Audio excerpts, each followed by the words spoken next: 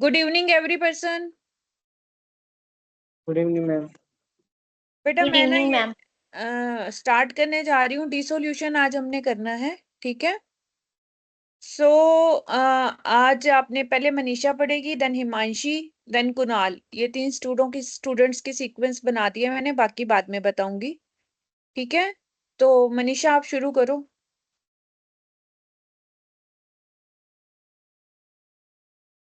Manisha.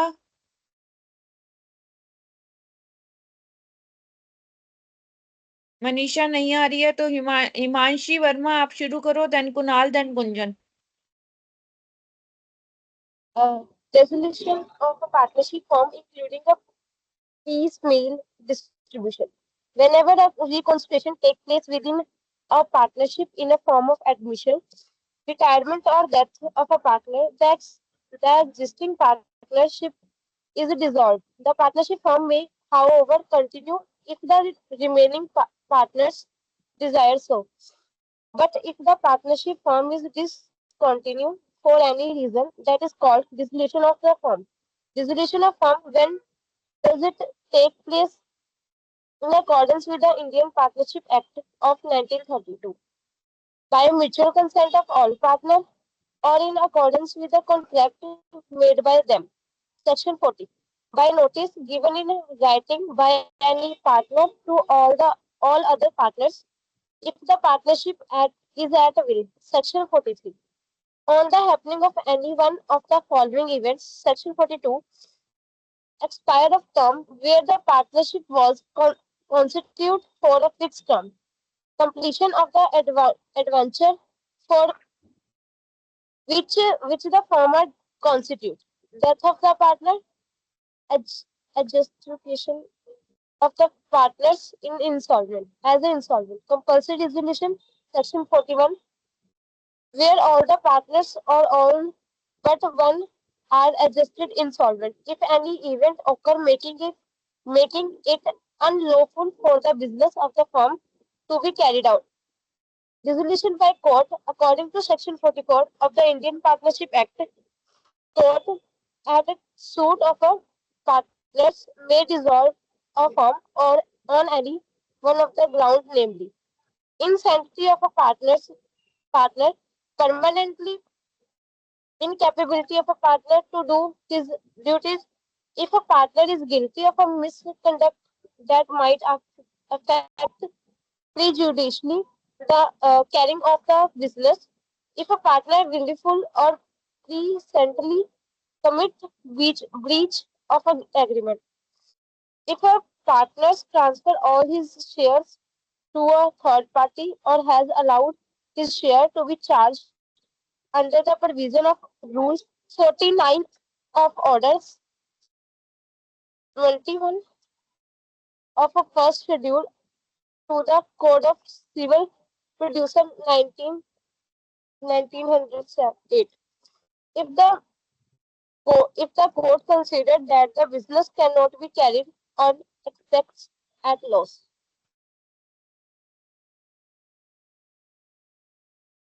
Ma'am आगे भी पढ़ना है।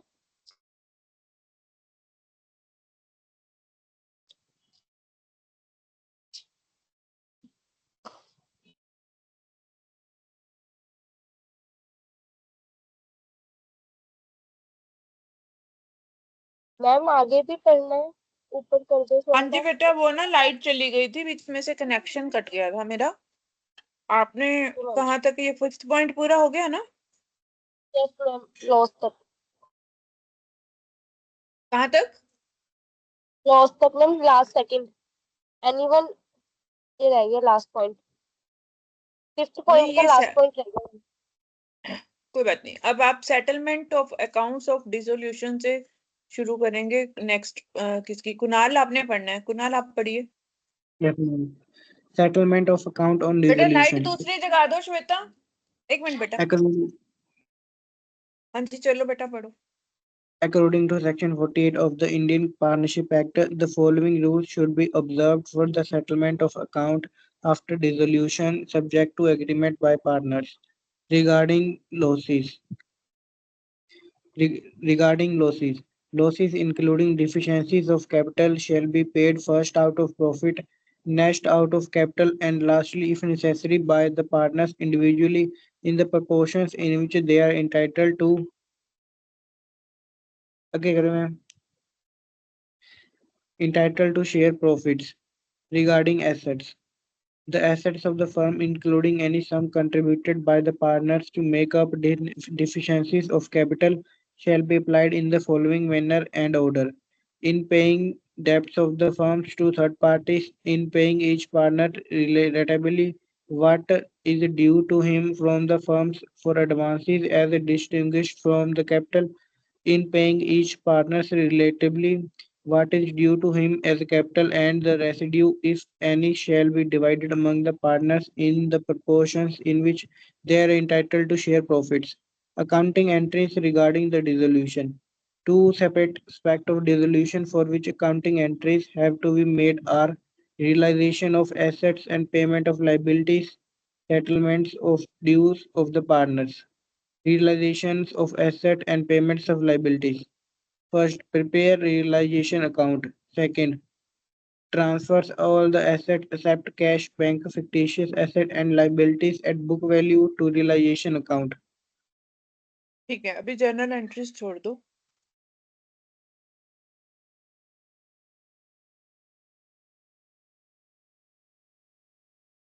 ये सब मैं बाद में डिस्कस करूंगी आप लोगों के साथ. आगे क्वेश्चन शुरू हो जाते हैं. ठीक है.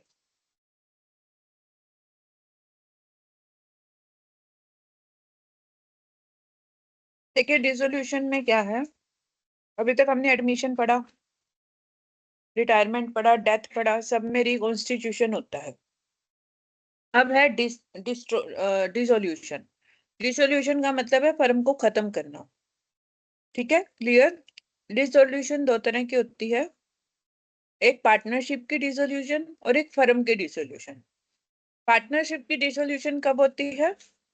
जब एडमिशन होता है, रिटायरमेंट होती है या डेथ होती है, तो पार्टनरशिप पुरानी डिसॉल्व हो जाती है और नई पार्टनरशिप बन जाती है. उसमें फर्म डिसॉल्व नहीं हो रही, क्योंकि फर्म तो काम कर रही है ना आगे, लेकिन यहाँ पर फर्म डिसॉल्व हो जाएगी. ठीक है, क्लियर हो गया यहाँ तक? Yes, ma'am. Yes, ma'am. But if the partnership form is discontinue, अगर डिसकंटिन्यू पार्टनरशिप फॉर्म भी हो जाती है, बिजनेस ही बंद कर देते हैं, सारे पार्टनर्स काम छोड़ देते हैं, तो उसको डिसोल्यूशन बोलते हैं. Dissolution of firm. दो डिसोल्यूशन हो गए ना हमारे पास. Dissolution of Yes, ma'am. Partnership, dissolution of firm. When does it takes place? In accordance with the Indian Partnership Act 1932. अभी क्वेश्चन सवाल ये खड़ा होता है कि इंडियन पार्टनरशिप एक्ट 1932 के हिसाब से हमारी पार्टनरशिप फर्म कब डिसॉल्व हो सकती है? पहला, बाय म्यूचुअल कंसेंट, जब सारे पार्टनर आपस में कंसेंट देते, ठीक है, या फिर उनका एग्रीमेंट ऐसे बना हुआ है कि इतने टाइम के बाद ये पार्टनरशिप खत्म हो जाएगी. दोनों में से जो भी होगा उसके अकॉर्डिंग सेक्शन 40 में दो तरीके बताए गए हैं. या तो सब लोग कंसेंट दे दें या उनकी एग्रीमेंट में लिखा हुआ है. और सेक्शन 43 में बताया गया है कि कोई notice they they, given in writing. अब नोटिस कौन देगा? या तो सभी पार्टनर्स देंगे या कोई एक पार्टनर देगा, अगर पार्टनरशिप एट विल है तो. हमने कल भी पढ़ा था ना ये चीज. ठीक है. Yes, ma'am. अब तीसरा है सेक्शन 42 है on happening of the following events. क्या क्या हो सकता है? पहला है, आपकी पार्टनरशिप की टर्म खत्म हो गई. मान लो आपने पार्टनरशिप का एग्रीमेंट 5 साल का बनाया था, 5 साल खत्म हो गए तो पार्टनरशिप भी खत्म हो गई. कंप्लीशन ऑफ एडवेंचर, कोई आपने काम ऐसा शुरू किया था कि हम ये पुल बनाएंगे या ये बिल्डिंग बनाएंगे, ये सोसाइटी बनाएंगे, जो भी काम आपने शुरू किया था, एडवेंचर का मतलब काम या प्रोजेक्ट आपने शुरू किया था, वो काम खत्म हो गया तो पार्टनरशिप भी खत्म हो गई. तीसरा, डेथ ऑफ ए पार्टनर, किसी पार्टनर की डेथ हो जाए तो भी पार्टनरशिप खत्म हो सकती है, हमने कल भी पढ़ा था. चौथा है adjudication of partners and insolvent. अगर कोई पार्टनर इंसॉल्वेंट हो गया, इंसॉल्वेंट का मतलब अपनी लाइबिलिटीज पे नहीं कर पा रहा, तो भी पार्टनरशिप डिसॉल्व हो जाती है. पार्टनरशिप फर्म इंसॉल्वेंट नहीं हुई है, यहाँ पर पार्टनर इंसॉल्वेंट हो रहा है तो भी फर्म डिसॉल्व हो सकती है. ठीक है, क्लियर हो गया यहाँ तक? Yes, ma'am. Yes, ma'am. आगे मैम है सेक्शन मैम मैम एडजुडिकेशन का मतलब क्या हो गया? Adjudication of a partner as insolvent. Adjudication होता है डिक्लेयर करना अपने आप को, मतलब ज्यूरिडिक्शन के अंदर as per law insolvent declare करना। ठीक है, ओके मैम। ऐसे नहीं ना कि मैं कह दूं कि हाँ मैं इंसॉल्वेंट होगी ताकि अपनी लाइबिलिटी से बच सकूं। जब तक कोर्ट इस चीज को नहीं मानता है कि आप इंसॉल्वेंट हो गए हो, आप इंसॉल्वेंट नहीं हो सकते। समझ आई? प्रूव Yes, होता है यस ma'am. ना मैम। कि ये बंदा इंसॉल्वेंट हो चुका है या ये पार्टनर इंसॉल्वेंट हो चुका है, तभी ही आप वो पार्टनर इंसॉल्वेंट होता है। ऐसे तो अपनी लाइबिलिटी से बचने के लिए हर बंदा दो, जब लगे भाई लाइबिलिटी ज्यादा होगी इंसॉल्वेंट कह दो अपने आप को, खत्म काम। फिर तो बड़ा आसान हो गया ना। Yes, समझ ma'am. आई? फिर अब कोई जान के ही अपनी लाइबिलिटीज पे ना करे और बाद में कह दे जी मैं तो इंसॉल्वेंट हो गया, तो फिर काम चल जाएगा हर बिजनेस का? No, ma'am. Ma'am. तो फिर उसके लिए जरूरी है कि कहीं ना कहीं से प्रूव करना है। ठीक No, है, ma'am. क्लियर हो गया? Yes ma'am. Yes, Yes, ma'am. ma'am.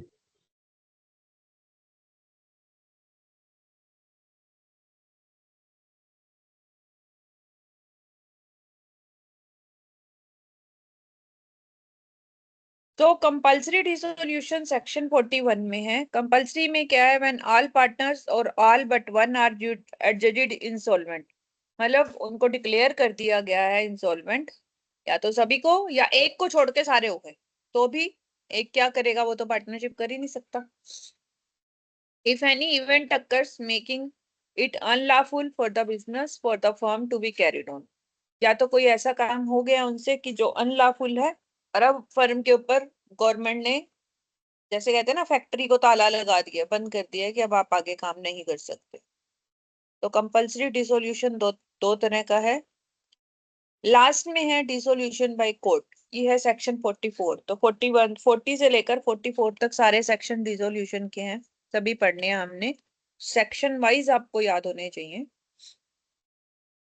At the suit of a partner may dissolve a firm or anyone on the grounds, namely insanity of partner। insanity of partner क्या है? Like वो अब नहीं काम कर पाएगा, डिसेबिलिटी, मेंटली डिस्टर्ब। ठीक है, clear? Yes, ma'am. Permanent incapability. Permanent incapability क्या होता है? कोई हैंडीकैप हो गया, कोई एक्सीडेंट हो गया, कुछ भी हो गया। ठीक है, समझ आ गई? इंसैनिटी का मतलब है कोई Yes, ma'am. मेंटली डिस्टर्ब हो गया, वो नहीं पार्टनरशिप कर पाएगा। परमानेंट इनकैपेबल हो गया कोई कि वो अपना काम नहीं कर पाएगा, मतलब किसी को बहुत तरह की प्रॉब्लम्स होती हैं लाइफ में, आपको पता है। कोई हैंडीकैप हो गया, किसी का एक्सीडेंट हो गया, किसी को पैरालाइज हो गया, कुछ भी हो सकता है। पार्टनर अगर नहीं काम कर पा रहा है तो पार्टनरशिप कोर्ट जो है वो डिक्लेयर कर देती है डिसॉल्व। अगर कोई पार्टनर मिसकंडक्ट पाया जाता है तो भी डिसॉल्व हो जाती है। if a partner willfully or persistently commits breach of agreement, कोई जानबूझ के बार बार एग्रीमेंट को तोड़ रहा है। if a partner transfer all his shares to a third party or has allowed his share to be charged under the provisions of the rule, अगर किसी ने अपने सारे शेयर किसी को थर्ड पार्टी को दे दिए, जबकि पार्टनरशिप में तो आप शेयर दे ही नहीं सकते ना किसी को। ठीक है, तो वहां पर भी civil code of civil procedure लग जाएगा उसके ऊपर 1908 में और रूल 49 में, लेकिन पार्टनरशिप खत्म हो जाएगी। If court consider that business can't be carried on accept eight loss, अगर कोर्ट को ये लगे कि बिना लॉस के ये बिजनेस अब चल ही नहीं सकता, प्रॉफिट नहीं कमा पाएगा, तो भी वो डिसाइड कर देती है कि हाँ नहीं, इसको बंद कर दो। और any other ground on which the court consider the dissolution as just and equitable, कोई भी ग्राउंड जो कोर्ट को लगता है कि हाँ ये ठीक है, इसको बंद कर देना चाहिए। ये 7 रीजन है कोर्ट से बंद करवाने के। अब जब भी आपका पार्टनरशिप खत्म होगा तो आपको अपने सेटल करने हैं अकाउंट्स, बिल्कुल वैसे ही जैसे हमने रिवैल्यूएशन बनाई थी। यहाँ हम रियलाइजेशन बनाएंगे, क्योंकि रिवैल्यूएशन में हम सिर्फ रिवैल्यूएट कर रहे थे, यहाँ हम रियलाइज करेंगे, उसको बेच देंगे। ठीक है, अब आता है रिगार्डिंग लॉसेस। कुछ एग्रीमेंट होने हैं हमारे आपस में। लॉसेस ऑब्वियसली, अगर इंसॉल्वेंट हो रही है फर्म तो लॉस तो होंगे ही होंगे, ऐसे तो हो नहीं सकता। डेफिशिएंसी के बिना इंसॉल्वेंट, कोई प्रॉफिट में चलती हुई फर्म तो इंसॉल्वेंट नहीं होगी ना। तो लॉस में क्या क्या आएगा, डेफिशिएंसी ऑफ कैपिटल भी आएगी।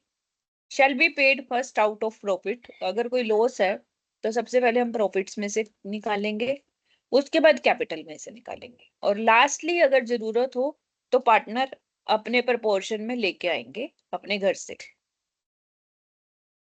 एसेट्स का क्या करना है, assets of the firm may some contribution by partners to make up deficiency of capital shall be applied in the following manner.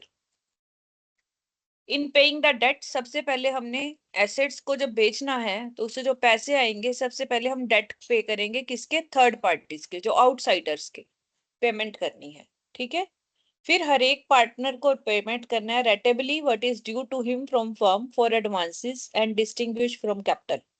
अगर किसी पार्टनर ने लोन दे रखा है कैपिटल के अलावा तो पहले उसकी पेमेंट होगी, पहले थर्ड पार्टीज की, फिर पार्टनर के लोन की, और फिर उनकी कैपिटल की लास्ट में। और फिर भी अगर कुछ बच जाता है रेजिड्यू तो फिर वो पार्टनर्स में उनकी प्रॉफिट शेयरिंग रेशियो में बढ़ जाएगा डिविडेंड के रूप में। अब अकाउंटिंग एंट्रीज क्या होती हैं, सबसे पहले आपने रियलाइजेशन अकाउंट बनाना है, जब आप रिवैल्यूएशन बना रहे थे यहाँ आपने रियलाइजेशन बनाना है, और फिर पार्टनर्स की ड्यूज की सेटलमेंट करनी है। ये दो मेन चीजें आपने इस चैप्टर में करनी है। तो रियलाइजेशन के लिए हम रियलाइजेशन अकाउंट बनाते हैं, सारी की सारी एसेट्स उसमें ट्रांसफर कर देते हैं सिर्फ कैश और बैंक को छोड़ के, और फिक्टिशियस एसेट्स को छोड़ के, क्योंकि वो रियलाइज नहीं हो सकती ना। कैश कहाँ बेचोगे आप, बैंक कहाँ बेचोगे, या फिक्टिशियस एसेट है, प्रॉफिट एंड लॉस का डेबिट बैलेंस है, उसको कहाँ बेचने जाओगे। रियलाइजेशन का मतलब होता है जिसको हम बेच सकते हैं और बेच के हम कैश ले सकते हैं। तो इसका मतलब हम वो एसेट्स जिसको हम बेच सकते हैं उसको हम रियलाइजेशन में डाल देंगे, लाइबिलिटीज को भी रियलाइजेशन में डाल देंगे, क्योंकि लाइबिलिटीज को हमने पेमेंट करनी है। तो आपकी एंट्री क्या होगी, रियलाइजेशन टू एसेट्स, सारी की सारी एसेट्स को बुक वैल्यू पे डाल दोगे। एसेट्स में डेटर भी आएंगे आपके, प्रोविजन फॉर डेटर है तो वो आप रिवर्स एंट्री कर सकते हो।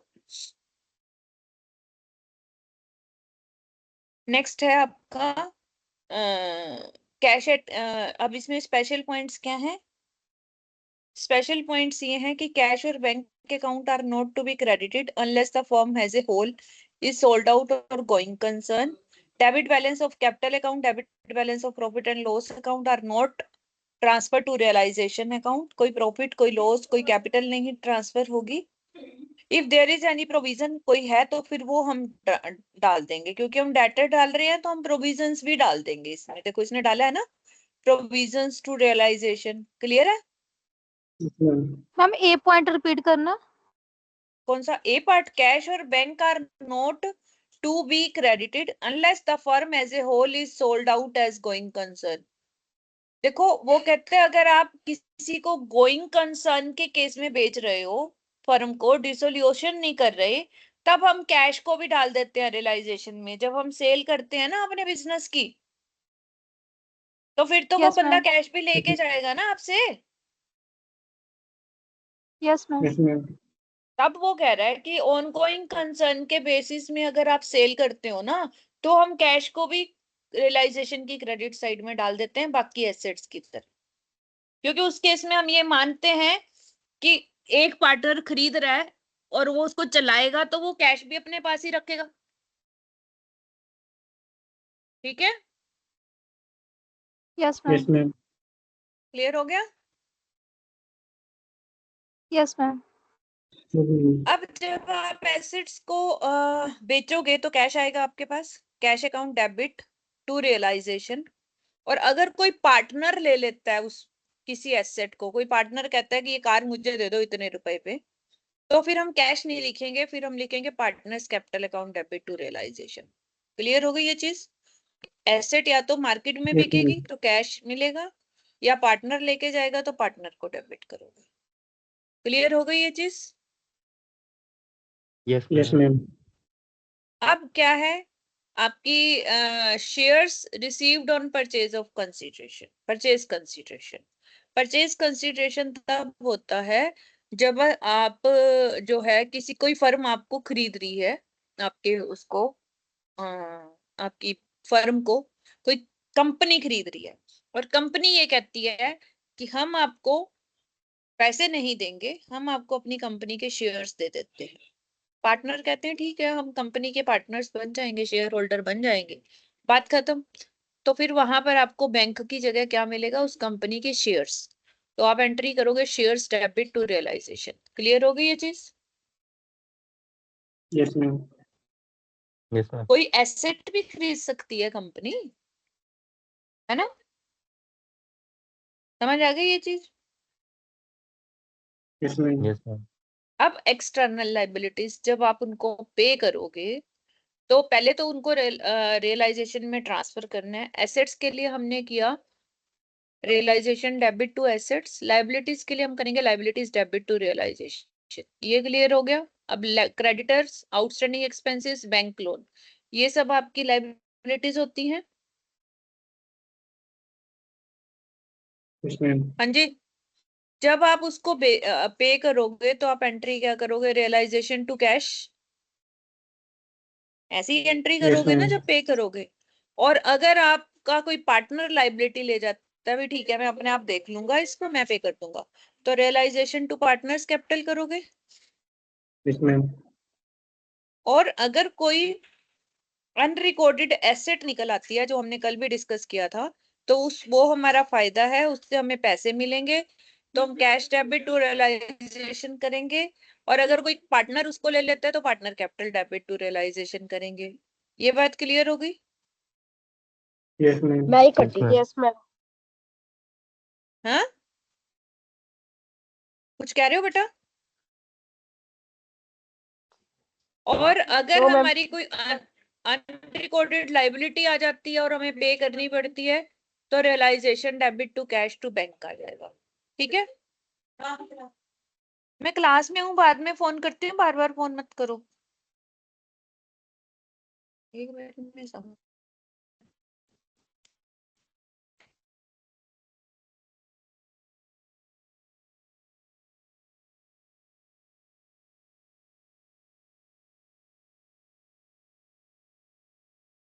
होल्ड ऑन कैसे हो गया?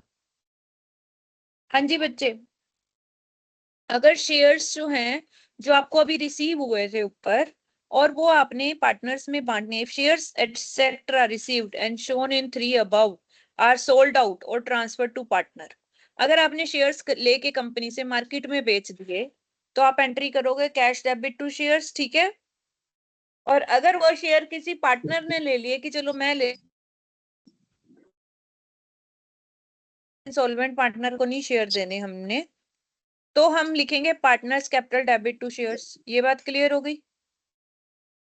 Yes, ma'am. अब आता है payment of expenses on realisation. आपको पेमेंट भी करनी है, खर्चे भी करने पड़ सकते हैं, एसेट बेचनी है भाई, ऐड भी निकालनी पड़ सकती है, किसी को कहना भी पड़ सकता है, कमीशन भी देनी पड़ सकती है, तो उसके लिए एंट्री आएगी रियलाइजेशन टू कैश। और अगर कोई पार्टनर पैसे दे रहा है, अपनी पॉकेट से दे रहा है, तो रियलाइजेशन टू पार्टनर्स कैपिटल। ठीक है? क्लियर है Yes, ये ma'am. एंट्री? Yes, ma'am. अब देखिए Yes, ma'am. आगे इसके बाद। अब जो रियलाइजेशन का डिफरेंस बचेगा, या तो वो होगा प्रॉफिट या होगा लॉस। अगर प्रॉफिट है तो realisation to partners capital, profit sharing ratio में बढ़ जाएगा। अगर लॉस है तो partners capital debit to realisation, profit sharing ratio में बढ़ जाएगा। रियलाइजेशन समझ आ गया आप लोगों को? Yes ma'am. Yes, ma'am. अब आगे है सेटलमेंट ऑफ ड्यूज। अब हमने उनको सेटलमेंट करना है। ठीक है? पार्टनर्स कैपिटल अकाउंट हम ओपनिंग खोलेंगे पहले। अगर डेबिट में है तो बाई साइड लिखते हैं, क्रेडिट में है तो टू साइड लिखते हैं, ये तो कुछ खास नहीं है, इसको रहने दो, इसको काट दो। अब करंट अकाउंट और फिक्स कैपिटल अकाउंट अगर अलग अलग खोला हुआ है, तो आप उसका बैलेंस कैपिटल में ट्रांसफर कर दोगे। पार्टनर्स करंट टू कैपिटल और कैपिटल टू ट्रांसफर, जो भी मतलब है, आप एक में क्लब मर्ज कर दोगे। ठीक है? क्लियर हो गया? Yes, ma'am. कैपिटल में डाल दोगे ना करंट भी सारा। और प्रॉफिट एंड लॉस अगर कुछ आपकी बैलेंस शीट में दिखा रहा है, तो वो आप profit and loss account debit to partners capital, अगर प्रॉफिट दिखा रहा है। रिजर्व हैं आपके, तो रिजर्व टू पार्टनर्स कैपिटल, जैसे हमने उसमें बांटे थे रिजर्व्स रिवैल्यूएशन में, यहाँ भी बांट देने हैं प्रॉफिट शेयरिंग रेशियो में। ठीक है। और अगर कोई अनडिस्ट्रीब्यूटेड लॉस या फिक्टिशियस एसेट्स हैं तो उसको उल्टा रिवर्स कर देना है, partners capital debit to loss to fictitious assets. Clear है ये? Yes ma'am. अब आगे देखिए, लोन अगर partner taken from any partner, any loan किसी से पार्टनर से हमने लिया हुआ है, तो अभी हमने पढ़ा था कि क्रेडिटर्स की पेमेंट करने के बाद पार्टनर के लोन की पेमेंट करनी है। अभी हमने अंडर सेक्शन 48 पढ़ा था ऊपर, तो पार्टनर्स लोन टू कैश कर देंगे। ठीक है, क्लियर? Yes ma'am. अब loan given to any partner, then अगर हमने किसी को लोन दिया हुआ था तो हम उससे पैसे लेंगे भी सही, देन कैश टू लोन।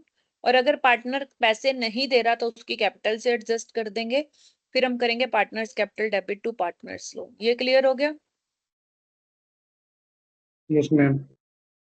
अगर किसी पार्टनर की कैपिटल डेबिट बैलेंस दिखा रही है तो इसका मतलब उसकी डेफिशिएंसी है और वो लेके आएगा अपने घर से, तो उसकी एंट्री आएगी cash debit to partners capital account. और अगर क्रेडिट बैलेंस है तो पार्टनर्स कैपिटल टू कैश, यानी कि जिसके ज्यादा है उसको दे देंगे, जिसके कम है वो ले आएगा और उनके अकाउंट खत्म हो जाएंगे। क्लियर? Yes ma'am. अभी ये क्वेश्चन देखते हैं हम। एबीसी प्रॉफिट शेयरिंग रेशियो है 3:1, डिसोल्यूशन के लिए एग्री हो गई है। They each decide to take over certain assets and liabilities। ये आपके assets liabilities सारी दी हुई हैं, ठीक है। गुडविल टू बी इग्नोर्ड, इसमें गुडविल है भी नहीं और हमने इग्नोर करनी है। ए ने ये माना कि मैं फिक्सचर्स फर्नीचर लेके जाऊंगा, 1000 का फर्नीचर है, वो कहता है मैं 800 में ले जाऊंगा। डेटर्स जो है वो 23,000 के हैं हमारे, वो कह रहा है 20,000 में, 20,000 23 में से 20 लेके जाऊंगा, लेकिन उसके दूंगा 17,200 रुपए आपको। क्रेडिटर 6,000 के हैं, टू बी एज्यूम्ड बाय ए, वो भी ए लेके जा रहा है 6,000 के क्रेडिटर, मतलब 7,000 में से 6,000 के वो लेके जा रहा है। B to take over, B stock ले रहा है सारा का सारा, कितने में? 7,000 में। और सर्टन सन्ड्री एसेट्स भी ले रहा है वो 7,200 में, बीइंग बुक वैल्यू लेस 10%, यानी कि सन्ड्री एसेट्स में से वो 8,000 की लेके जा रहा है, तभी तो 10% लेस करके 7,200 आ गया ना। ठीक है। Yes ma'am. C is to take over remaining sundry assets। अब हमारी 17,000 की थी, 17,000 में से 8,000 B ने ले ली, बाकी रहेगी 9,000। 9,000 का 90%, 8,100 में C लेके जा रहा है। Of book value less 100 allowances and assumed responsibility for discharge the loan। Loan भी ये कह रहा है मैं पे कर दूंगा, ठीक है। और इंटरेस्ट भी है इसके ऊपर 30 रुपए का, जो बुक्स में रिकॉर्ड नहीं है लेकिन पे करना है। एक्सपेंसेस आपके 270 हो रहे हैं। डेटर जो है बाकी के बच गए, वो हमने किसी कलेक्शन एजेंसी को दे दिए 50% बुक वैल्यू पे। सबसे पहले हम रियलाइजेशन बनाएंगे, इसमें हमने सारी sundry assets, debtor, stock, furniture, सारी एसेट्स डाल दी। इधर प्रोविजन फॉर डाउटफुल डेट डाल दिया। यहाँ तक क्लियर हो गया? Yes ma'am. हाँ। अब ए यस मैम। देखो क्या लेके जा रहा था, ए लेके जा रहा था आपके 800 के उसने लिए फर्नीचर, 17,200 की उसने डेटर ले ली। बी ने 7,000 आपका स्टॉक ले लिया और 7200 की एसेट्स ले ली। सी ने आपकी 8,000 की एसेट्स ले ली। क्लियर हो गई ये चीज? अभी हमने यस किया था मैम। ना, 8100 की एसेट बची थी, उसमें से 100 रुपए खर्चा था, वो लेस करा था ना उसने, तो 8,000 की लेके गया ना वो, यस मैम। ठीक है। तो 8,000 रुपए की ये ले गया। अब क्या है, यहाँ पर हमारे को सी ने लोन ले लिया और इंटरेस्ट 30 रुपए का, और बैंक का लोन भी ले लिया। 270 के हमारे एक्सपेंसेस हुए, 270 रुपए जो है हम एक्सपेंसेस में दिखा देंगे, ठीक है।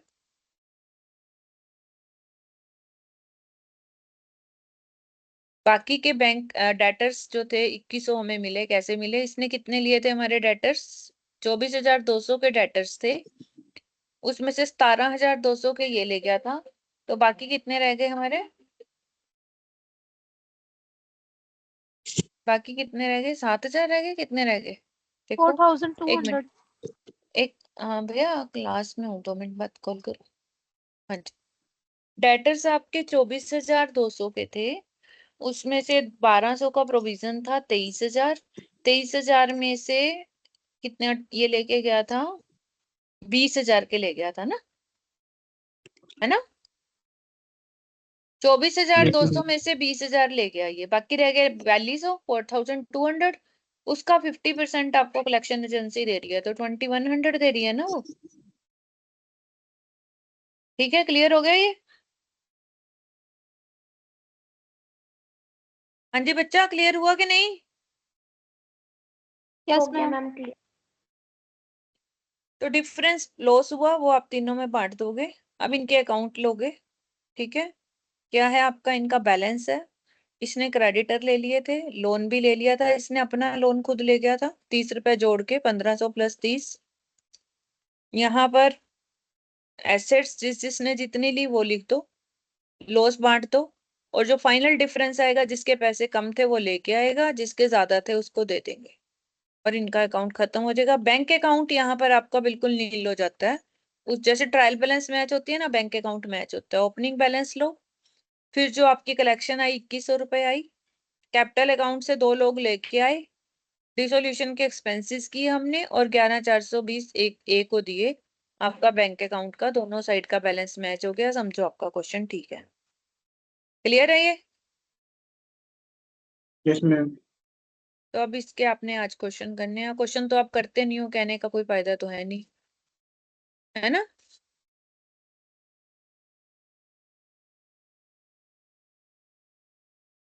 अब यहाँ से पढ़ना है आपने special consideration for a partner. इसको पढ़ेंगे, गुंजन आप पढ़िए।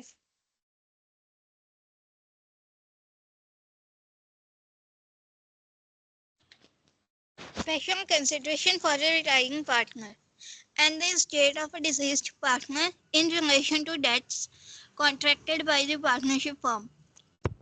Debts due on the date of retirement death. The retiring partner or the estate of deceased person is liable for the whole of debts due by the firm at the date of retirement or death to the extent of their share. Debts incurred after retirement. Where the notice of retirement is not published in accordance with law, the retiring partner is liable for debts contracted after retirement. Deceased insolvent person. The estate of a deceased or bankrupt partner will not be liable for debts contracted by the firm after the death or bankruptcy. Applicability of Section 32 of the Partnership Act. In case of retirement, the retiring partner, or in case of death, the executor of the deceased partner, if the dues are not settled, then such a retired partner or the executor is entitled to the following: maximum of interest at 6% on the amount due to them. That is, if the amount is unsettled, like rate of interest on loan to be allowed to the retired partner or the executor is not mentioned, or the ठीक है, share of profit earned for the amount due to partners. ठीक है। अब देखो वो कह रहे हैं special considerations for retiring partner and estate of the deceased partner in the relation of debt contracted by the partnership firm. अगर कुछ आपने कुछ रिटायरिंग पार्टनर्स के साथ, या कोई पर्सन डिसीज हो जाता है, उसे हमें कुछ दे कॉन्ट्रैक्ट किया हुआ है पार्टनरशिप फर्म ने, तो उन्हें भी हमें देना पड़ेगा। Debt due on the date of retirement और death, the retiring partner and the estate of the deceased partner is liable for the whole of the debt due by the firm at the date of retirement or death to the extent of their share। ठीक है, ये तो हमें पता ही है, हमने कल पढ़ ही लिया था कि जितना उनका शेयर बनता है उनको मिल जाएगा जिस डेट तक वो रिटायर हो रहे हैं या डेथ हो रही है। Debts incurred after retirement where the notice of retirement is not published in accordance with the law, the retiring partner is liable for debt contracted after retirement। अब यहाँ पर आप ये पॉइंट पढ़ने वाला है, वो कहते हैं जिस डेट को पर्सन रिटायर हो गया उस डेट तक के जो डेट हैं, अगर कंपनी इंसॉल्वेंट, फर्म इंसॉल्वेंट हो जाती है, तो उस डेट तक के डेट भी उसकी रिस्पॉन्सिबिलिटी है कि वो देगा, चाहे वो रिटायर हो गया। इसका कोई मतलब नहीं है कि वो उससे पीछा छुड़ा लेगा। और अगर उस पर्सन ने अपनी रिटायरमेंट की चीज को पब्लिश नहीं किया है कि हाँ एज पर लॉ ये जरूरी होता है पब्लिश करना, क्योंकि पार्टनरशिप बाय एस्टोपल पढ़ी होगी आपने, उसमें क्या होता है कि मान लो ए बी सी 3 पार्टनर हैं, सी चुपचाप वहां से रिटायर हो गया और डी ने फर्म के साथ कोई एग्रीमेंट कर लिया सी के कॉन्फिडेंस में, कि ये मान के कि हाँ चलो सी यहाँ पर बैठा है, मुझे कोई प्रॉब्लम नहीं है, मैं कर लेता हूँ। कल को उसको बाद में पता चला कि सी तो रिटायर हो चुका है और फर्म उसके पैसे नहीं दे रही है, तो क्या होगा, सी रिस्पॉन्सिबल होगा, क्योंकि सी ने एज पर लॉ ये अनाउंस ही नहीं किया, पब्लिश ही नहीं किया न्यूज़पेपर्स में कि मैंने यहाँ से रिटायरमेंट ले रही है, तो इट इज अज्यूम्ड कि वो अभी पार्टनर है। तो जब भी कोई पार्टनरशिप फॉर्म से रिटायर होता है पार्टनर, उस फॉर्म को छोड़ता है, तो एज पर लॉ उसके लिए मैंडेटरी होता है कि वो न्यूज़पेपर्स में इस चीज को पब्लिश करे। जैसे हम लोग अगर अपना नाम चेंज करें ना, तो आपको पता होगा हमारे लिए भी जरूरी है न्यूज़पेपर में पब्लिश करना इस चीज को। आई बात समझ? Yes ma'am. इवन देन अगर एक फादर ये कहता है कि हाँ मैं इस बच्चे की कोई जिम्मेदारी नहीं लूंगा, तो उसको भी न्यूज़पेपर में पब्लिश करना जरूरी है, नहीं तो वो जिम्मेदार होता है, तो वो पार्टनर भी जिम्मेदार रहेगा। अगर उसने नहीं पब्लिश किया तो रिटायरमेंट के बाद की जिम्मेदारी भी उसकी रहेगी। डिसीज्ड और insolvent partner, the estate of deceased और bankrupt partner will not be liable for debt contracted by the firm after the death और बैंकरप्सी। डेथ के केस में उसके बंदे रिस्पॉन्सिबल नहीं है उसकी डेथ के बाद की जिम्मेदारियों के लिए, क्योंकि death is a natural phenomena. सबको पता है कि डेथ हो गई है, तो फिर उसके उसके बिहाफ पे अगर कोई डील करता है तो वो गलत है। दूसरा, अगर कोई बैंकरप्ट डिक्लेयर हो जाता है, इंसॉल्वेंट डिक्लेयर हो जाता है, तो वो भी जिम्मेदार नहीं है। लेकिन रिटायरिंग पार्टनर तब जिम्मेदार है अगर उसने पब्लिश नहीं की, अगर कर दी तो फिर ठीक है, उसकी जिम्मेदारी खत्म। समझ आ गई आपको ये बात? Yes ma'am. Yes. अभी अच्छा Yes, क्वेश्चन ma'am. है आपका, थ्योरी का भी अच्छा क्वेश्चन है और प्रैक्टिकल भी आ सकता है। Applicability of section 37 of the partnership act in case of retirement, the retiring partner, or the case of death, the executor of the deceased partner, if the dues are not settled, then such retired partner or the executor is settled entitled the following। वो कहते हैं कि partnership act का section 37 क्या कहता है कि अगर कोई पर्सन ने रिटायर हो गया या किसी की डेथ होगी, तो उसका एग्जीक्यूटर तो होता ही है जो पैसे लेता है। If the dues are not settle, अगर तक उसके ड्यूज अभी सेटल नहीं हुए, हमने पैसे नहीं दिए, then such retired partner or the executor is entitled to the following। ये हमने कल पढ़ लिया था कि जब तक हम पैसे नहीं देते उसको 6% इंटरेस्ट देना है हमने, 6% per annum on the amount due if the amount is unsettled, like rate of interest on loan to be allowed to the retired partner or the executor is not mentioned, और the share of profit earned for the amount due to the partner, दोनों में से जो ज्यादा होगा वो हम उसको दे देंगे।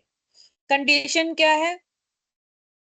The surviving partner or continuing partner continue to carry on business of the firm। तो कंडीशन ये है कि उसको इंटरेस्ट तब मिलेगा या प्रॉफिट तब मिलेगा जब बाकी के पार्टनर्स जो हैं, रिमेनिंग पार्टनर, वो बिजनेस को चलाते हैं। तो अगर नहीं चलाते तो फिर कुछ नहीं मिलेगा। या business is carried on without any final settlement of accounts between the continuing partner and on going partner, जो चला गया आउट गोइंग पार्टनर चला गया, उनके बीच के अभी अकाउंट सेटल नहीं हुए लेकिन बिजनेस चल रहा है, तो भी वो इन दोनों में से मैक्सिमम चीज के लिए एंटाइटलमेंट है। There is no contract to contrary of the option condition in section 37 that is share in profits और interest at the rate of 6% on unsettled capital.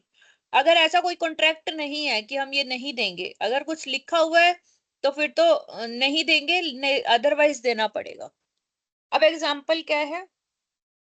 Unsettled capital of सी है 52,000, रिटायर हुआ वो 30/9/2022 को।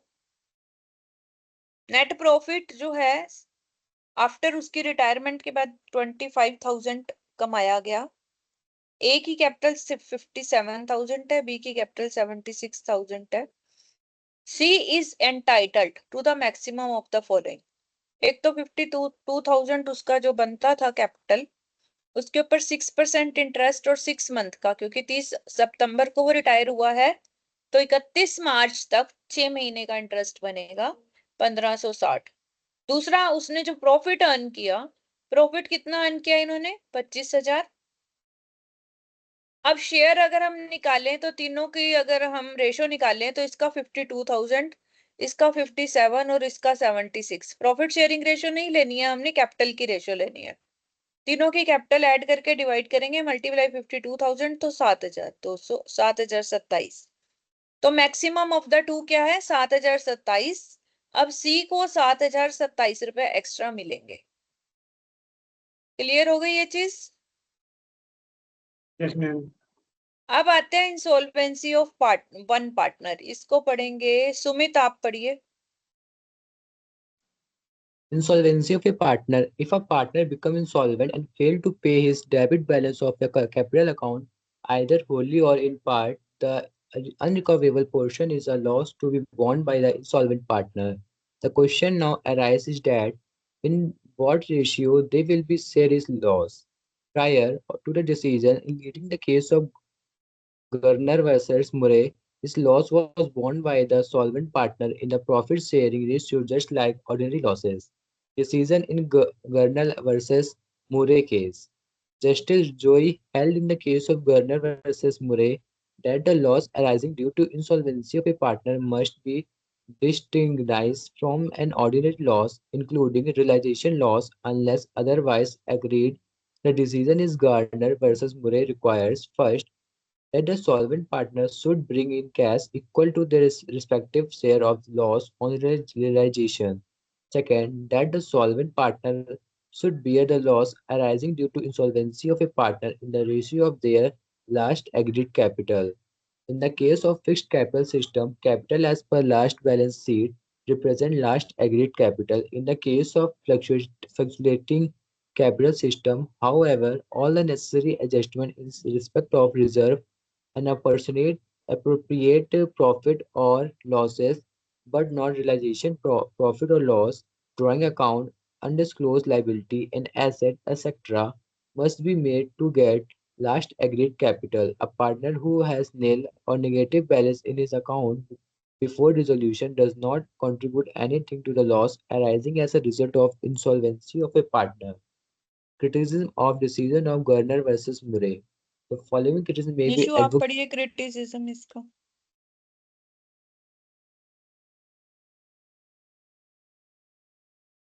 Nishu Okay, ma'am.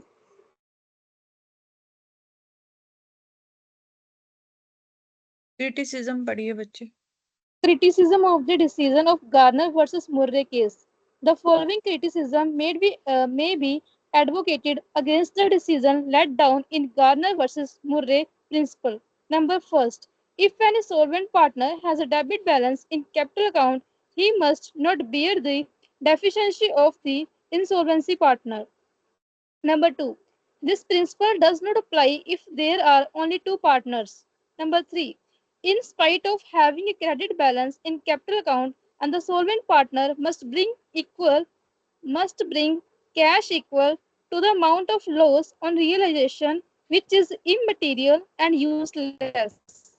And number four, if an insolvent partner who possesses more private asset but contributes less capital, he will naturally, as per Garner versus Murray decision, bear less amount of deficiency of the insolvent partner than the other solvent partner who possesses less private asset but contributes more capital to the firm.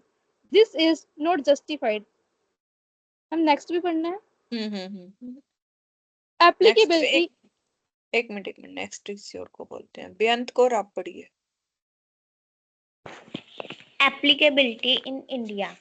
According to subsection 2 of section 48B of the Indian Partnership Act, if a partner become insolvent or otherwise incapable of paying his share of the contribution, the solvent partners must share ratably the available asset, including their own contribution to the capital deficiency.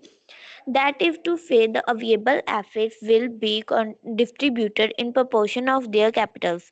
Thus, under the Indian Partnership Act, also the solvent partners are required to make good their share of the realization loss, that is, capital deficiency. The total cash available after making good the solvent partner's share of capital deficiency shall be shared by the solvent partners in proportion to their capitals. As a result of this, the ultimate debit balance of the insolvent partner's capital account is borne by the solvent partners in capital ratio. The provision of the Indian Partnership Act in this respect are the similar to the rules laid down by the decision in Garner versus Murray. When there is a specific provision in a partnership deed as to how the deficiency of an insolvent partner is to be borne by the solvent partner, such provision must be followed because the provision of the act will apply only when there is no specific agreement. ठीक है, अब देखिए इसमें जो हमने पढ़ना है यहाँ पर इंसॉल्वेंसी ऑफ ए पार्टनर। अब वो कहता है अगर एक पार्टनर इंसॉल्वेंट बन जाता है और वो पे नहीं कर सकता अपने हिस्से का कैपिटल, ठीक है, तो उसका जो अनरिकवरेबल पोर्शन होता है वो कौन बॉर्न करेगा? सॉल्वेंट पार्टनर बॉर्न करेंगे। ये बात समझ आ गई यहाँ तक? Yes, ma'am. अब Yes, क्वेश्चन ये राइज होता है, ये तो क्लियर हो गया कि सॉल्वेंट पार्टनर देंगे क्योंकि लेनदारों को कोई मतलब नहीं है।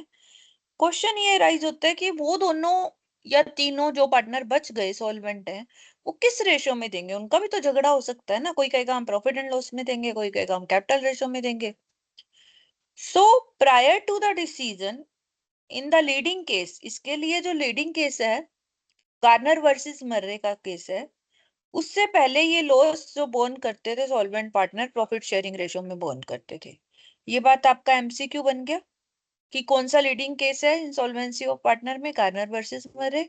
और इस केस से पहले जो सॉल्वेंट पार्टनर होते थे वो सॉल्वेंट पार्टनर का अनरिकवरेबल पोर्शन जो है वो प्रॉफिट एंड लॉस रेशियो में बियर करते थे। ये बात क्लियर हो गई?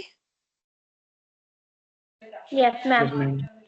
फिर डिसीजन आया गार्नर वर्सेस मरे में, जस्टिस जॉय इन्होंने केस हेल्ड किया जहां पर लॉस जो अराइज हुआ था इंसॉल्वेंसी ऑफ पार्टनर की वजह से, वो कहता है कि ऑर्डिनरी लॉस या रियलाइजेशन लॉस कुछ भी है वो किस तरह से आपस में डिसाइड बांटेंगे। That the solvent partner should bring in cash equal to their respective share of loss of realization. इस बात को ध्यान से ये दोनों पॉइंट को लिख के रख लो अपने दिमाग में, अपनी कॉपीज में, पेपर में भी पूछा जा सकता है कि गार्नर वर्सेस मरे से आप क्या समझते हो और उसका डिसीजन क्या था। अब वो ये कहता है जज कि जितना भी तुम्हारा रियलाइजेशन पे लॉस हो रहा है पहले आप लोग कैश लेके आओ, सॉल्वेंट पार्टनर अपने अपने हिस्से का लॉस कैश लेके आए। ये बात क्लियर हो गई? बैठ गया दिमाग में? Yes, ma'am. अब वो कहता है कि सोलवेंट पार्टनर जो है, जो लॉस अराइज हो रहा है किसकी वजह से? इंसॉल्वेंसी की वजह से। वो लाएंगे किस रेशियो में? Of their last agreed Capitals, जो उनकी लास्ट कैपिटल अकाउंट थी ना उसके रेशियो में वो लेके आएंगे। ये बात क्लियर हो गई? Yes, ma'am. अब वो कहता है कि in case of fix capital है तो capital as per last balance sheet जो है वही हमारी लास्ट एग्रीड कैपिटल होगी। In case of fluctuating capital है तो सारी नेसेसरी एडजस्टमेंट्स हम करेंगे, जो हम रिजर्व बांटेंगे, अनएप्रोप्रिएटेड प्रॉफिट बांटेंगे, लॉस बांटेंगे, ड्राइंग्स बांटेंगे, उनकी अनडिस्क्लोज्ड लाइबिलिटीज या एसेट्स हैं वो एडजस्ट करेंगे। सारी चीजें एडजस्टमेंट करने के बाद जो कैपिटल बचेगी वो वाली उनकी कैपिटल रेशो होगी। अ पार्टनर हु हैज नील और नेगेटिव बैलेंस, अब उसकी कैपिटल में कुछ भी नहीं है तो वो कुछ भी कंट्रीब्यूट नहीं करेगा। क्लियर हो गई ये चीज? क्योंकि सारी एडजस्टमेंट्स Yes, के ma'am. बाद हो सकता है किसी एक पार्टनर का कैपिटल अकाउंट डेबिट में हो जाए या नील हो जाए तो वो भी पैसे नहीं लाएगा। क्लियर हो गई? Yes, ma'am. अब इसकी भी क्रिटिसिज्म हुई क्रिटिसिज्म क्या हुई इसमें, वो कहते हैं कि अगर कोई सॉल्वेंट पार्टनर का डेबिट बैलेंस आ गया, ठीक है, तो वो तो कुछ लाएगा नहीं, लेकिन वो ला सकता है, उसकी कैपेसिटी है लाने की, फिर भी वो नहीं लाएगा, वो तो बच गया ना। तो बाकियों ने क्या पाप किए हुए थे कि जो इंसॉल्वेंट पार्टनर के पैसे भर रहे हैं। समझ आई आपको ये बात? Yes, ma'am. और Yes, ये ma'am. प्रिंसिपल वहां अप्लाई हो ही नहीं सकता जहाँ पार्टनर ही दो हों। एक इंसॉल्वेंट हो गया, दूसरे का डेबिट बैलेंस आ गया, अब कौन किसको क्या देगा, कुछ नहीं समझ आएगा ना। Yes, ma'am. In spite of having credit balance of capital account, solvent partner वो कहता है फिर भी उसको रियलाइजेशन का कैश लाना पड़ेगा, जो कि यूजलेस है, इमटेरियल है। समझ ही नहीं आ रही है बात की, जब वो उसके पास उसकी ऑलरेडी उसकी कैपिटल जो है वो क्रेडिट में है, उसने तो लेना है कंपनी से, फर्म से पैसा, फिर आप उसको कह रहे हो तू रियलाइजेशन का लॉस कैश लेके आ, वो क्यों लेके आएगा? Yes, समझ गए ma'am. ना? If any solvent partner who possesses more private asset, अब देखो दो पार्टनर हैं बी और सी मान लो, ठीक है, बी की कैपिटल कम है, सी की कैपिटल ज्यादा है, लेकिन प्रैक्टिकली बी के पास ज्यादा पैसा है, सी के पास कम पैसा है, तो भी बी तो कुछ लाएगा नहीं, कम लाएगा, और सी जिसके पास ऑलरेडी बेचारे के पास कम है उसको ज्यादा लाना पड़ेगा, तो वो जस्टिफाइड नहीं है ना। अब अंबानी को आप Yes, कहो ma'am. कि क्योंकि तेरे पैसे, तेरी कैपिटल कम है, तू कम दे दे, और एक बेचारे छोटे बिजनेसमैन को ज्यादा देना पड़े, तो फिर वो जस्टिफाइड नहीं होगा ना, जबकि वो तो ज्यादा दे सकता है। Yes, ma'am. अब ये इसकी क्रिटिसिज्म थी। अब आता है applicability. According to subsection 2 of section 48B, the Indian Partnership Act, if the partner becomes insolvent or otherwise incapable of paying his share of or contribution to the solvent partner share, then available assets including their own contribution, that is to say that available assets will be distributed in portion of their capital. Thus, under the Indian Partnership Act, also the solvent partner are required to make good their share of the realization loss, capital deficiency वो लेके आएंगे. The total cash available after making good solvent partners, their capital deficiency shall be shared to the solvent partners. As a result, ultimate debit balance जो है वो born हो जाएगा.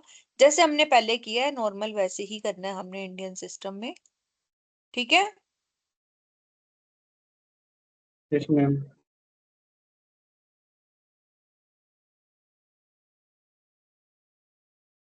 अब देखो क्वेश्चन में क्लियर होगा आपको और ज्यादा. एबीसी 3 पार्टनर्स हैं, इक्वल बांटते हैं प्रॉफिट एंड लॉस को, डिसॉल्व कर रहे हैं फर्म को 30 जून को.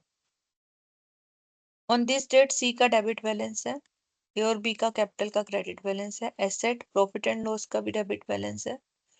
द एसेट्स मतलब एक तरह से इंसॉल्वेंट ही हो गया, ये दिखा भी रहा है यहाँ पर, C became insolvent. Assets are realised 50% of the book value, यानी 50,000 की एसेट्स 25,000 में आपको मिल रही हैं पैसे, 12,000 वैसे ही आपका लॉस है. रियलाइजेशन के खर्चे भी हो गए 5,000, और सी इंसॉल्वेंट हो गया, वो कुछ देगा नहीं, सिर्फ 2,000 आएंगे उसके वहां से, उसने क्लियर कह दिया. अब फिक्स कैपिटल मेथड से करनी है, फ्लक्चुएटिंग कैपिटल मेथड से करनी है आपने, और गार्नर वर्सेस मर्रे रूल अप्लाई करना है. तो पहले तो हम रियलाइजेशन जैसे हमने पहले किया था, एसेट्स आ गए यहाँ पर, ठीक है, 5,000 के आपके खर्चे हो गए, 25,000 की एसेट्स रियलाइज हो गई आपकी. ठीक है. अब लॉस जो है आपका, लॉस ऑन रियलाइजेशन तीनों में बांट दिया 10,000 रुपए. अब under fix capital method, deficiency of insolvent partner C जो है, वो दोनों अभी हमने कहा था कि अगर फिक्स कैपिटल है तो बैलेंस शीट में जो उनकी रेशियो होती है, ये देखो 34 और 24, यानी कि 17 और 12 की रेशियो होगी. ठीक है. Yes, ma'am. अब सी की कैपिटल थी 8,000, 2,000 वो लेके आ रहा है, तो डेफिशिएंसी कितनी हो गई? 6,000. हम्म. Yes, ma'am. Yes, ma'am. और अंडर फ्लक्चुएटिंग कैपिटल हमने कहा था इनकी कैपिटल अकाउंट बनाएंगे ए और बी का, उसमें से प्रॉफिट एंड लॉस का जो 12,000 है उसमें से 4,000 तीनों को डेबिट हो जाएगा, तो रेशियो बनती है 30 और 2 20, यानी 3:2 में आएगा फिर. ठीक है. Yes, ma'am. अब आगे देखो कैपिटल फिक्स कैपिटल में अकाउंट में हम क्या करेंगे. 34,000, 24,000 ये, 8,000 ये। अब हमने मर्ज तो करना ही है। 2,000 ये लेके आ रहा है, 10,000 का लॉस हो गया। अभी हमने गार्नर वर्सेस मर्रे में पढ़ा है कि 10,000 और 10,000 जो सॉल्वेंट पार्टनर है वो अपने हिस्से का रियलाइजेशन का लॉस कैश लेके आएंगे। ले आए ये कैश? Yes ma'am. ठीक है। अब सी का जो लॉस बन रहा है, कितना बन रहा है सी का लॉस? 2,000 तो ये लेके आया ये, और इसका 8,000 ओपनिंग बैलेंस था, 10,000 ये हो गया, 4,000 ये हो गया, 22,000 में से 2,000 गए, 20,000 हो गया, है ना? Yes ma'am. 20,000 को 17:12 में बांटेंगे तो 17 ए की कैपिटल में जाएगा, 12 बी की कैपिटल में। यहाँ पर हमने ये कर दिया और बाकी का इनको कैश दे दिया। ये क्लियर हो गया? दोनों का खत्म हो गया, तीनों का। Yes ma'am. ठीक है। बैंक में क्या होगा? बैंक का ओपनिंग बैलेंस 25,000 था, 10,000 10,000 ये दोनों अपने हिस्से का रियलाइजेशन लेके आए। सी ने 2,000 दिया सिर्फ अपने हिस्से में, 5,000 हमारे रियलाइजेशन पे खर्च हो गए, 12,000 के हमने क्रेडिटर पे किए, बाकी डिफरेंस हम ए और बी को वापस कर देंगे। क्लियर हो गया ये? यस यहाँ मैम। फ्लक्चुएटिंग कैपिटल में भी सेम है, सिर्फ फर्क क्या आएगा कि जो लास्ट में इसका हिस्सा बचेगा वो हम 12, 3 और 2 की रेशियो में बांटा था हमने, तो 12,000 और 8,000 आ जाएगा, और कुछ भी नहीं फर्क आएगा। ठीक है, क्लियर हो गया यस आपको? मैम। इस तरह से आपने ये करना है डिसोल्यूशन के क्वेश्चन। आपने तो कल भी किसी ने कुछ करके भेजा नहीं है, करते तो हो नहीं आप लोग, पता नहीं कैसे करोगे। मेरे जैसा हो ना तो मैं तो बिल्कुल उठू ना जब तक मेरे सारे क्वेश्चन ना खत्म हो। लास्ट में वो कहता है कि अगर सारे ही पार्टनर्स आपके इंसॉल्वेंट हो जाते हैं तो हम कुछ भी एक्सपेक्ट नहीं कर सकते कि कोई कैश लेके आएगा। Cash in hand together with the amount of realisation sale of asset, और प्राइवेट एस्टेट से जो भी मिलेगा उसमें से खर्चे लेस करके क्रेडिटर को दे देंगे। ठीक है, और जो डिफरेंस होगा वो डेफिशिएंसी अकाउंट में डाल देंगे। क्रेडिटर्स को जो पेमेंट हो गई वो बैंक में डाल दिया, बाकी जो बच गया वो डेफिशिएंसी में डाल दिया। बाकी सारा क्वेश्चन वैसे ही होना है। अब सारे ही इंसॉल्वेंट हो गए तो कोई कुछ लेके आ नहीं सकता। समझ आ गई आपको ये? Yes ma'am. ये है Yes, देखो, ma'am. अब ए की प्राइवेट एसेट 2.5 लाख, लाइबिलिटी भी 2.5 लाख, ए कुछ लेके नहीं आएगा। बी की एसेट्स हैं 2 लाख और लाइबिलिटी 1,80,000, तो 20,000 बी से मिल जाएंगे हमें। ठीक है, ए से कुछ नहीं मिलेगा, बी से 20,000 मिल जाएंगे। Yes ma'am.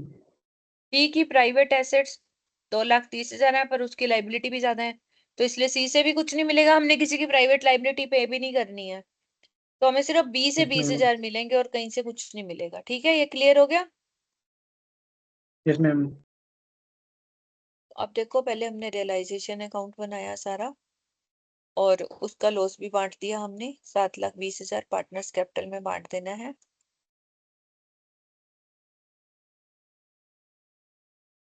बैंक अकाउंट बनाया हमने, ओपनिंग बैलेंस ये था, रियलाइजेशन एसेट्स को बेच के हमें 6,10,000 आए, 20,000 हमें बी की कैपिटल से मिल जाएंगे।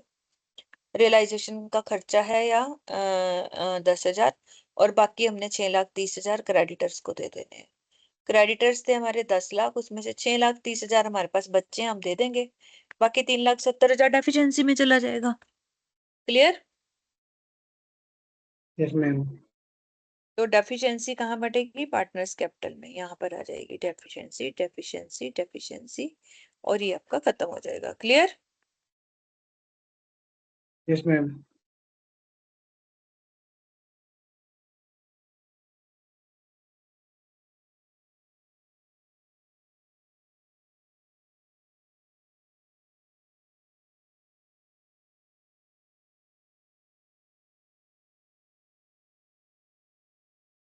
पीसवर्ड डिस्ट्रीब्यूशन है इसके बाद हमारे पास करने वाला।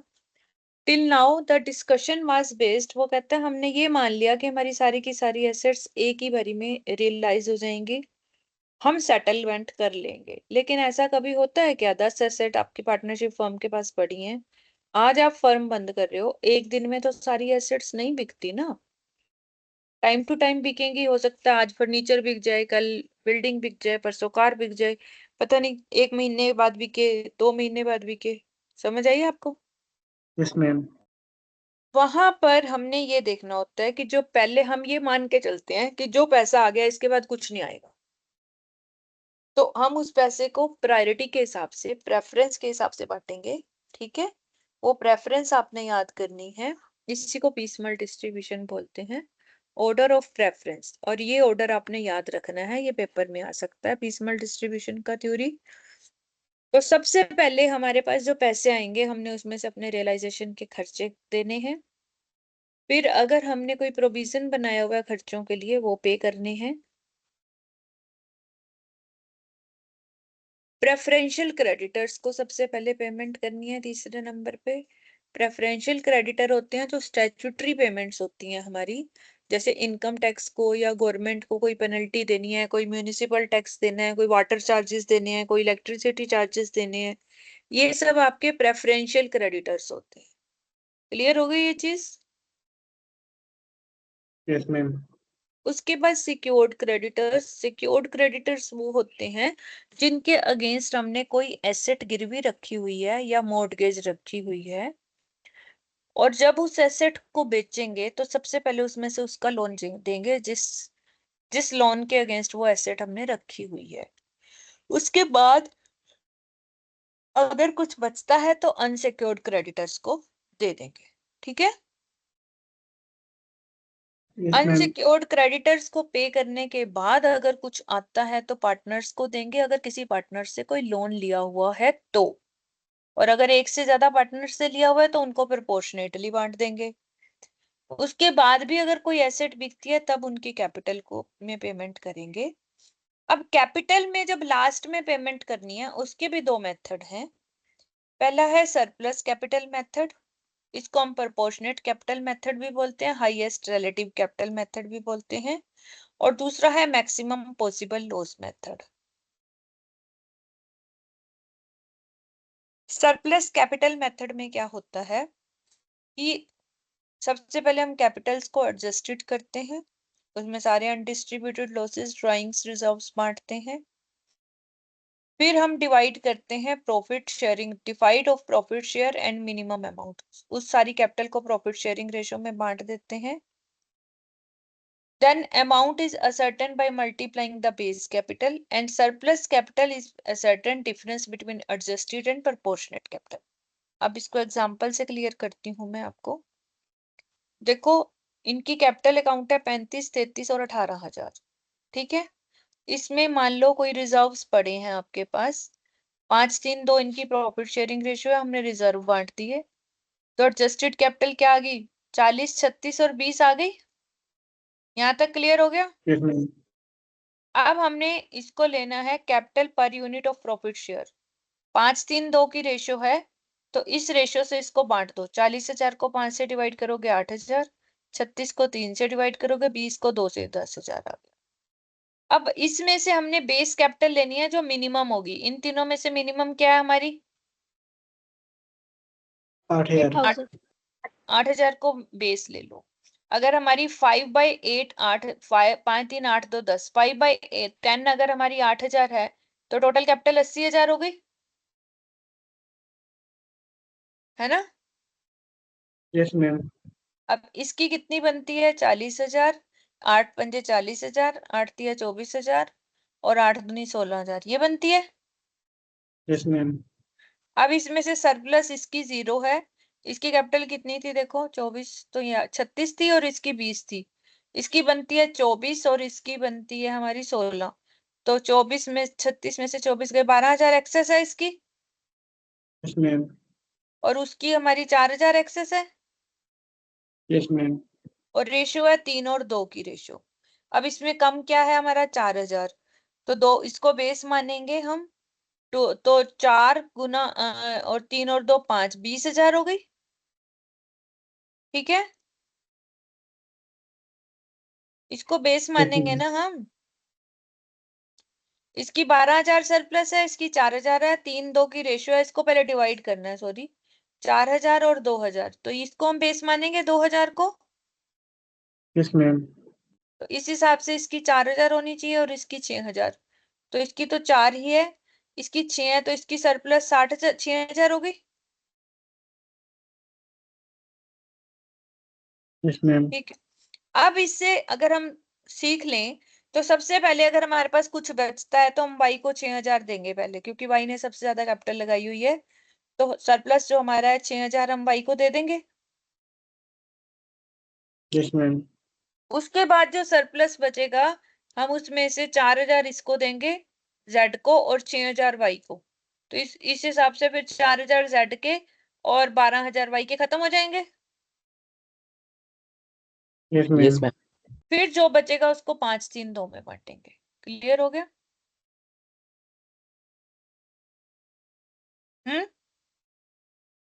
मतलब पहले हम y को देंगे 6000, उसके बाद y एंड z को 3:2 में, और उसके बाद जो बचेगा तीनों को 5:3:2 में। मैं आपको समझा देती हूँ क्वेश्चन से भी।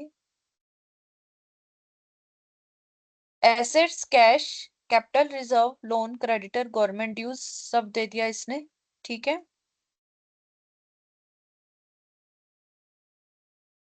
पहले हमने सरप्लस कैपिटल लेनी है। देखो इसकी बैलेंस शीट में क्या दी हुई है। 60 50 30, 10,000 के रिजर्व है, 2:1:1 में बांट देते हैं हम। ठीक है, ये क्लियर हो गया? Yes, ma'am. ये रिजर्व बांट दिए हमने। ठीक है, ऐड करके ये कैपिटल आ गई। सबसे कम हमारी 32,500 है। 32,500 को हमने बेस मानना है। पहले इसको 2 से डिवाइड करना है, इसको 1 से, इसको 1 से। 32,500 को बेस मान के 211 में हमने कैपिटल लेनी है। ये आ गई। अब इनको इसमें से लेस करना है। ये 65 में से गया 0। ये 52,500 में से 32,500 20,000। तो सरप्लस सिर्फ इसकी 20,000 है और किसी की कोई सरप्लस है ही नहीं। इससे आगे करने की हमें जरूरत नहीं है। अब हमारे पास जब पैसे आएंगे यहाँ पर हमारे पास कैश बैलेंस है 10,000, 15,000। उसमें से हमने पहले एक्सटर्नल 10,000 पे किए। ये एक्सटर्नल डेट है। गवर्नमेंट ड्यूज, ये क्रेडिटर, ये बी का लोन और ये पार्टनर कैपिटल, ये पैसे हमने देने हैं। सबसे पहले 15,000 में से हम 2,000 खर्च करेंगे रियलाइजेशन।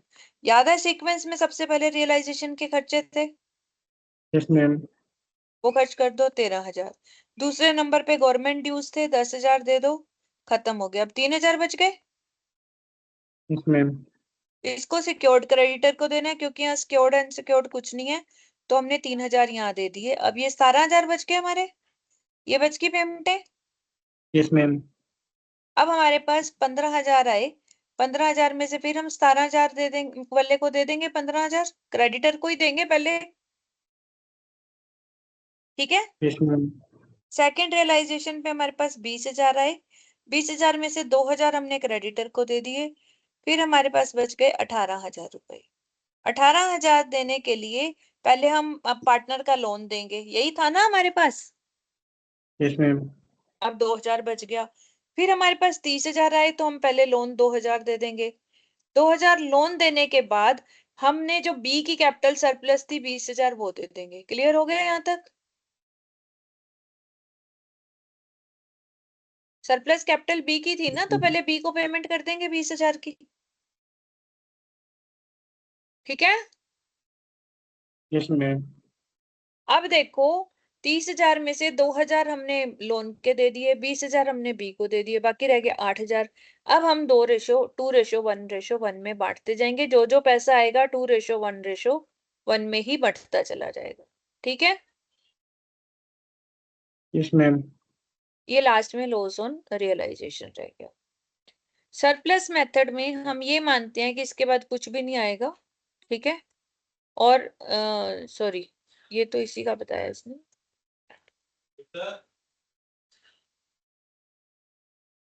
देखिए वो कहता है, अगला भी यही क्वेश्चन है, आप कर लेना उसको।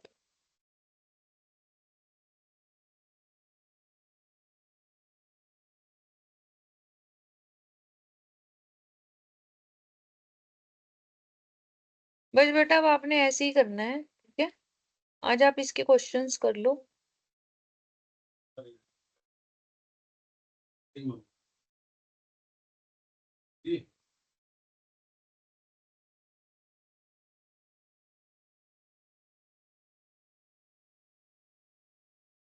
बेटा यही सब आपने देखो, यहाँ भी इसने वही डिस्ट्रीब्यूशन दिखाया हुआ है।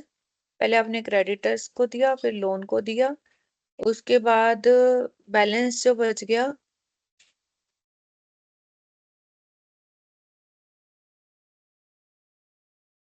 अब इस मेथड में ना आपको लॉस डिस्ट्रीब्यूट करना है। मतलब हमने ये मानना है कि हमारे को इसके बाद कुछ नहीं मिलेगा, तो 2700 का लॉस हो, जो भी लॉस है वो बांट दो आप सब में। वहां पर हमने लास्ट में लॉस निकाला था ना, Yes, ma'am. यहाँ पर हमने शुरू से ही लॉस निकाल लेना है।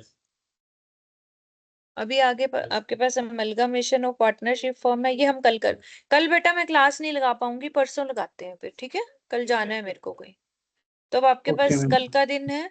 आप लोग कोशिश करो कि खत्म कर लो इसके क्वेश्चंस को, तो डाउट होगा तो पूछ लेना मेरे से, Yes, ma'am. ठीक है? Okay bye, good night. Okay.